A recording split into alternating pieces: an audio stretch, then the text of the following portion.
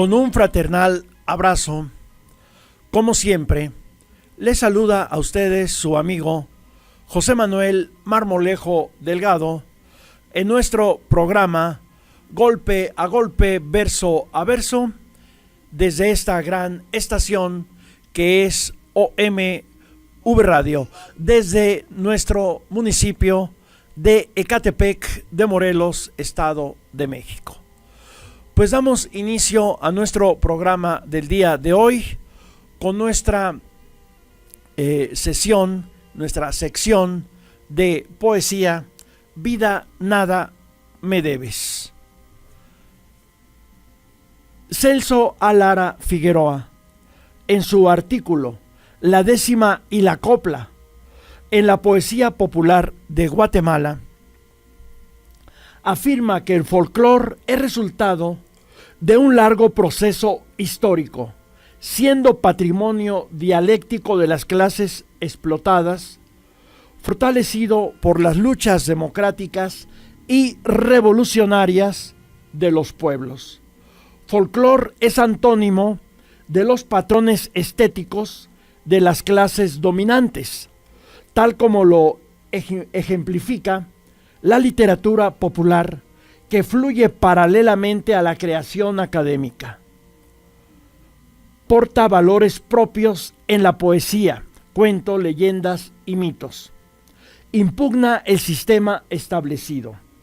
Nuestro autor cita a Antonio Gramsci, quien dijo que el rasgo distintivo de la poesía popular en el cuadro de una nación y de su cultura no es el hecho artístico ni el origen histórico de la misma, sino su modo de concebir el mundo y la vida, en contraste con la sociedad oficial. En ello estriba la colectividad del folclore. Agrega Celso A. Lara que a través del folclore, las clases populares transforman su miserable condición socioeconómica en realidad literaria y artística, con alto valor filosófico, estético, lírico e intelectual, en verso, prosa, teatro y expresiones paremiológicas. Pues esta es la idea de Celso A. Lara Figueroa en cuanto al folclore en nuestro continente, en nuestro país, que es tan rico en estas cuestiones del folclore. Ahora vamos a leer para ustedes un poema intitulado Marcha Atrás, pues en homenaje a la decisión de no construir el nuevo aeropuerto en Texcoco. Marcha atrás. El día de ayer iba yo a cortar la rama de un árbol de mi jardín, pero me arrepentí. Porque en ella siempre se posa un colibrí. El día de hoy iba a talar el árbol verde del litoral, pero me arrepentí porque en su fronda ha anidado un pavo real. Luego la tierra buena perversamente iba a empedrar, pero me arrepentí porque en ella pródigamente crece el maizal. Entonces quise la inocencia ir a hurtar, pero me arrepentí. De ella depende la humanidad. Pues es la poesía del alma, la poesía de México. Ahora nos vamos raudamente a nuestra sección de la historia de nuestro país, la historia del Maximato, de la Guerra Cristera, no sin antes comentarles a ustedes que tenemos de fondo la parte interior del convento de San Francisco, el convento franciscano en San Cristóbal, Ecatepec, y reiteramos la exigencia ciudadana de que la curia, de que la iglesia entregue este edificio a la sociedad, al INAH, para crear en él el museo de sitio de San Cristóbal, Ecatepec. Al fin la curia tiene mucho dinero para ir a rentar un edificio a donde establecer sus oficinas y no estar ocupando como oficinas a las que no hay acceso al público este edificio colonial que debe convertirse en el Museo de Sitio de San Cristóbal, Ecatepec. En el número 3719 del miércoles 25 de mayo de 1927, Excelsior publica esta nota: gran derrota se infringió a los rebeldes. Esto está en su primera plana. Por R. Velasco Ceballos, enviado especial de Excelsior. El reportero R. Velasco Ceballos, Rómulo, publicó la entrevista que le formuló al secretario de Guerra y Marina, Joaquín Amaro, quien lo recibió en su campamento militar de Ocotlán, Jalisco, localidad en la que se registraron grandes indicios de violencia entre rebeldes y las tropas federales.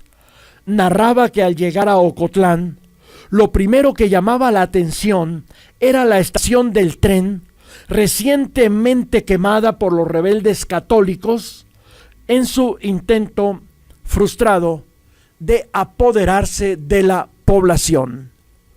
Describía que el lugar estaba rodeado por un retén militar que encabezaba el secretario de Guerra, general Joaquín Amaro, y que en ese sitio se escuchaban cánticos de los soldados. El espacio era dominado por 3 avionetas militares cuyos motores se echaban a andar periódicamente por los oficiales de Joaquín Amaro. El secretario de Guerra recibió amablemente al entrevistador y el primer concepto que expresó fue en el sentido de que la lucha contra los rebeldes había seguido una estrategia en 3 vertientes: las armas, la política y la social.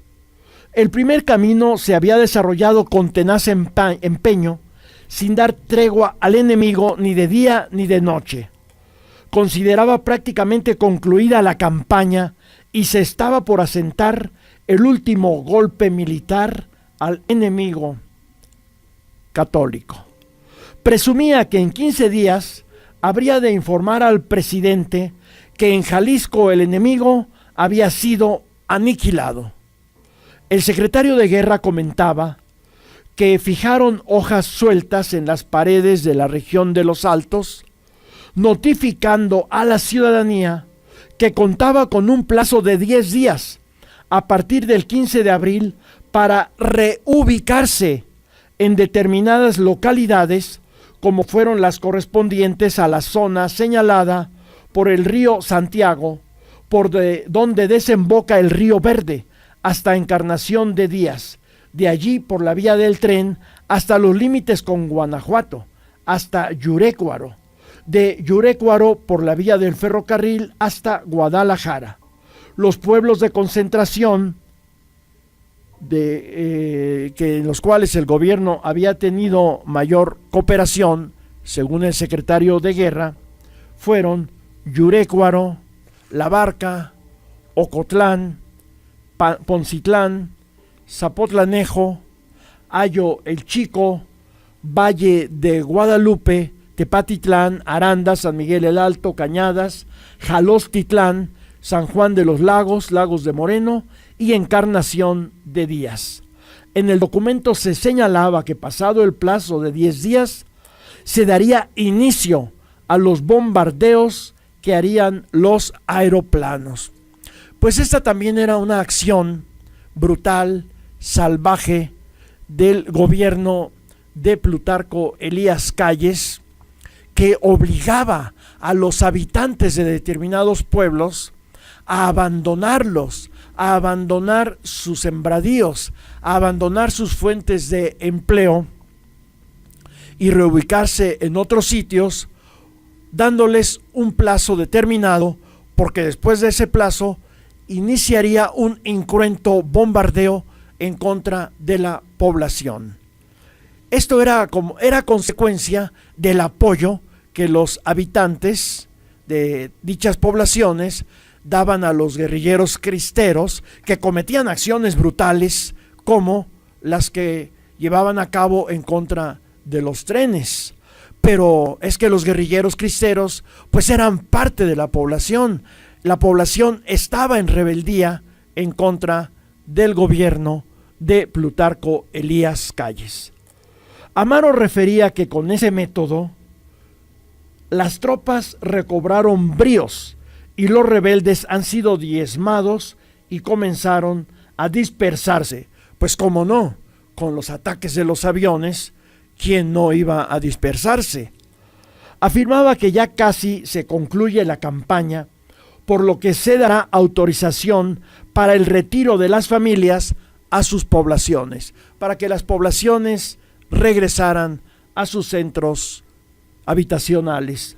Todo ello fue motivado por el atentado del 19 de abril en el kilómetro 162 y por las dificultades con las que se enfrentaba el gobierno para combatir a los rebeldes, ya que esta era pues por el apoyo que estos daban por parte de la población.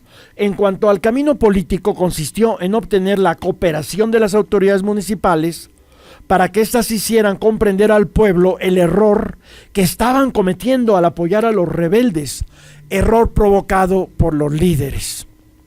De inmediato se notó el resultado de esta estrategia.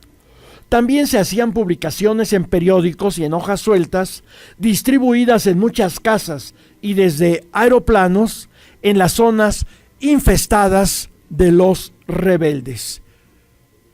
Estos escritos contenían conceptos cariñosos, después de bombardearlos con aviones, y de convencimiento para el pueblo, refería el reportero. El tercer camino consistía en que el propio secretario de guerra, Joaquín Amaro, y su estado mayor organizaban fiestas a las que concurría el pueblo, como la que se llevó a cabo el domingo en el campo de aterrizaje, con un interesante programa cívico-militar presenciado por millares de paisanos de todas las clases sociales. Es decir, en la guerra cristera, al pueblo pan y circo. Esta es una expresión muy dura. Mucha gente dice pan, lo bonito, lo suave, y circo, pero no es así.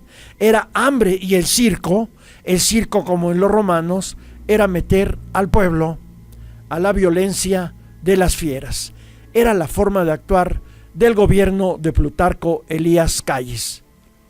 Pues, y además la forma de actuar también con excesiva violencia de los guerrilleros cristeros, los católicos, muy cristianos, volando trenes, afectando a la población civil cuando su lucha era en contra del gobierno, no en contra del pueblo. Pero de estos temas continuaremos hablando en nuestra próxima emisión de Golpe a Golpe, Verso a Verso, desde esta gran estación que es OMV Radio, desde Ecatepec de Morelos, Estado de México.